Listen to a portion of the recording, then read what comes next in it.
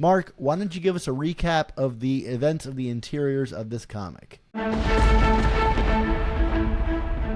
Alrighty, Dan. We open in Red Hook, and a psycho with a machete and a hockey mask has a hostage tied up in a chair. The machete man wants the hostage to use his connections to the mayor to link up with Madeline Pryor because she has Ben Reilly. If he doesn't comply, he's going to play Eeny, Meeny, Mutilate Mo. That's one of my favorite games too. But before it's hack and slash time, a voice-off page calls out, "Babe, I'm back." The voice belongs to Ben Reilly. Ben's back? Wait, what? Oh, it turns out the knife-wielding psycho is none other than Hallows Eve, that lovable scamp. Eve and Chasm have a loving embrace, and Ben tells her he's found someone who can fix them up once and for all. There's another voice-off page, and Eve seems unhappy about who Ben brought with him. But before we can find out who it is, we are whisked off to the Lower East Side. There, Peter is on the phone with MJ, and he wants to know why she's not coming to the thing Aunt Anna has set up. Apparently someone named Shay, who turns out to be the nurse from Ravencroft, has a few details about Anna's release that Peter needs to know about. Sure. Boy, oh boy, Peter gets fewer and fewer social cues these days, doesn't he, Dan? Anyway, before MJ can spell it out for him, Peter sees Shay dressed very much up for a date. Peter hangs up on MJ, and Shay notes that, as per her typical luck, she shows up on a date, and the guy is talking to an ex. Welp. We get a later, and Peter is still explaining himself. He's not great at this stuff, and he's been especially incompetent lately. Shay seems generally okay about it. Dating is supposed to be hard anyway. Okay. We get a later still, and Shay is sharing funny stories about the inmates at Ravencroft like Hippo and Plant Man.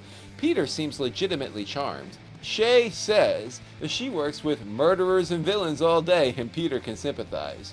A waiter asks if they're having dessert, and both say they are. You can do it, Peter! And of course, right on cue, Peter's cell phone goes off, and it's Betty Brant Leeds, saying that she needs Spider-Man because there are men with guns surrounding her. Talk about a buzzkill. Peter has to ditch Shay, but tells her he likes her a lot, and she grumbles. We get some inner monologue from Peter as exposition. Betty is still looking to clear Ned's name after that whole hobgoblin mess.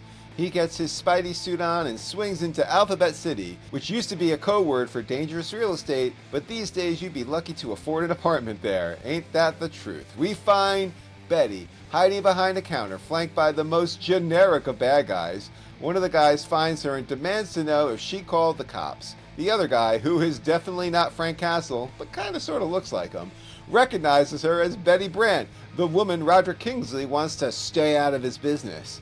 Before things get dicier, some webbing gets on his face and pulls him back, and Spidey busts through saying, "Wrong Betty," with a dry, cool wit like that.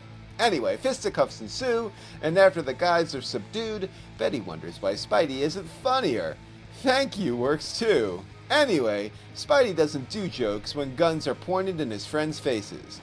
Betty said she found the thing that will clear Ned's name, and it's the Winkler device. Hey! Spidey bemoans hitting the guys. He may know its location too hard, but Betty is like, "Dude, I just said I know where it is. It's here, dummy." Over to Oscorp, and an older guy in a suit is dressing down Doug for spamming the Oscorp email server with a malignant code. Do it, Doug! Get some two-factor authentication, Doug! Doug's friend reminds him that Kurt Connors told Doug not to use his phone near the living brain, but the spamming was just restaurant promotions anyway, so that can't possibly be a living brain thing, right? Well, maybe the free comic book day issue will give us more information. And maybe the living brain is spamming this comic with free comic book ads too. Yay!